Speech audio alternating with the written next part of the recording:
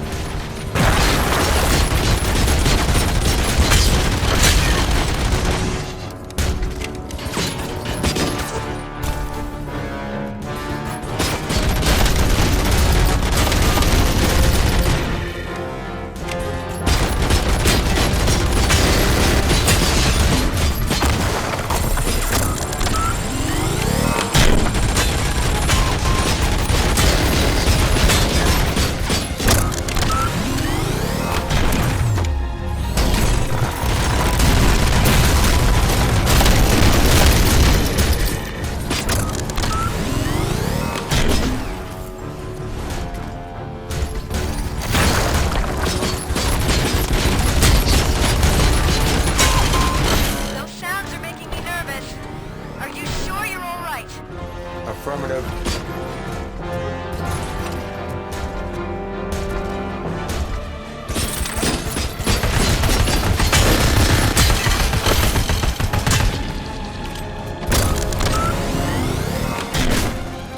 The building is starting to shake. We're nearly done with the evacuation.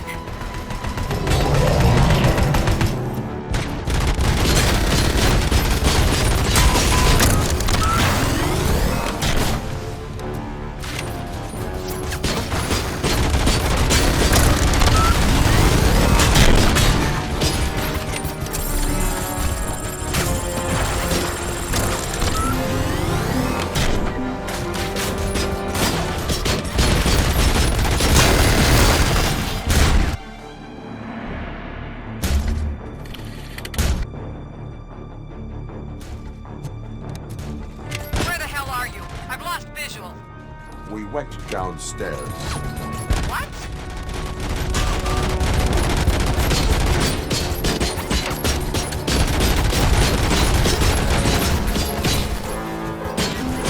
Murphy, we got everyone out.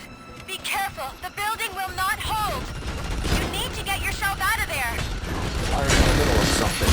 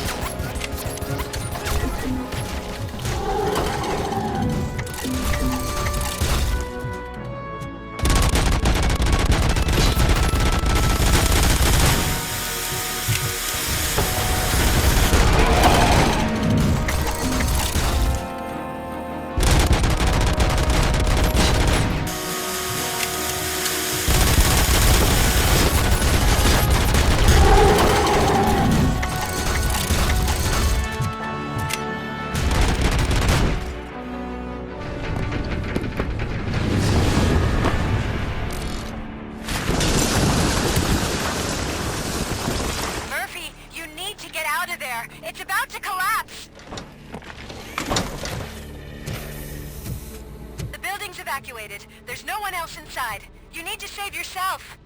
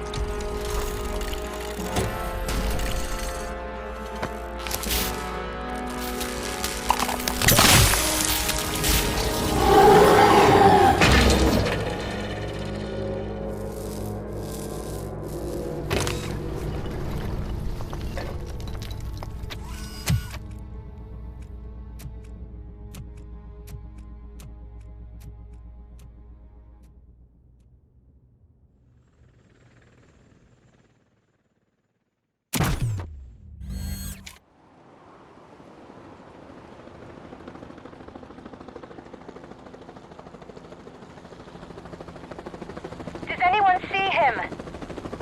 I can't see anything. Move closer. Negative. When the building collapses, the dust cloud will choke the engine. Oh my god! Murphy! No! No! No!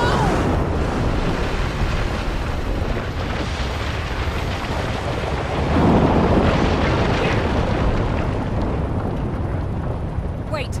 I see something! Is that him? Talk to me!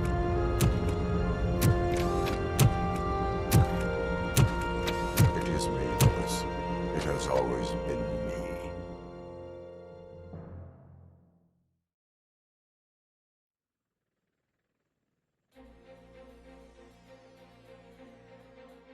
Another week passed since the OCP's magnificent giant has fallen.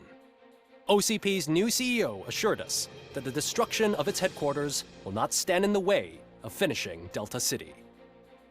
Japanese corporation Kanemitsu has already shown interest in OCP's most prominent project. We at Media Break welcome them with open arms. Delta City, yokoso! From the City of Wonders, we're back to Detroit. The city's debt has reached a new peak. Re-elected Mayor Kuzak, asked about his plans for reform, said he had other plans instead. OCP is the weakest it's ever been. We'll sue them even if we need a Japanese lawyer, he assures us. Now it's time to introduce a new segment, You the Detroiters, where we share feel-good stories from our local communities. Disgraced Senator Farrell took hostages at the local theater and called for his reinstatement. However, a former vagrant and the theater's newest employee managed to defuse the situation. When asked why he decided to risk his life, Pickles, a European cinema connoisseur, said that it was simply disrespectful to interrupt the screening. Let's just hope Pickles does not influence the theater's movie selection. Next up, Sunblock 5000 model nearly torn to pieces by an ED 209 after not adhering to the 209's instructions. The dispute over a parking space could have turned deadly if it wasn't for Dr. Olivia Blanche, a seasoned psychologist who managed to keep a cool head during the 209's intervention. Dr. Blanche's new book, Coping with Loss, is said to be of value to both people and machines alike. A defamed reporter funded by terrorists after trying to illegally broadcast a hit piece aimed at OCP, Samantha Ortiz has been spotted collaborating with a terrorist group led by a woman known in the underworld as Bertha. OCP denied. We're sorry for the disturbance. Fortunately, this time it was a minor one. Let's move on. A new world record has been set in Detroit. A man called Funeral Bob attended his 1000th funeral this year. The record-breaking funeral belonged to Max Becker, a former OCP executive. As it turned out, Bob was its only attendee. The OCP delegation did not arrive due to a rescheduled business meeting. We hope the meeting went well. Moving on. The owner of a local restaurant, Onion Baji, in cahoots with a ring of zoo thieves. The restaurant was proved to source the ingredients through crime. The arrest was made by a rookie neighborhood cop, Ulysses Washington, and according to his statement, it wasn't the first animal he had saved. One question still remains unanswered. What happens to Robocop's human status? Mayor Kuzak distances himself from Robocop and leaves no doubt that he will not be advocating for granting him human rights. Robocop's efforts have prompted a public conversation. I hope OCP doesn't take him off the street. Who will protect us then? Ah! It's Robocop! Robo, I love you! Reaper, skeleton speaker, pure pandemonium. To many more years on the force, Robocop. It's been a busy time for Detroit, but the cloud that lowers over the city is lifting as police end their strike. We're ready to serve, said Officer Ann Lewis, who returned to duty despite her recent injury. What heroism. Detroit can sleep soundly tonight. The question is, for how long? That's all for today. This was Casey Wong. Until next time.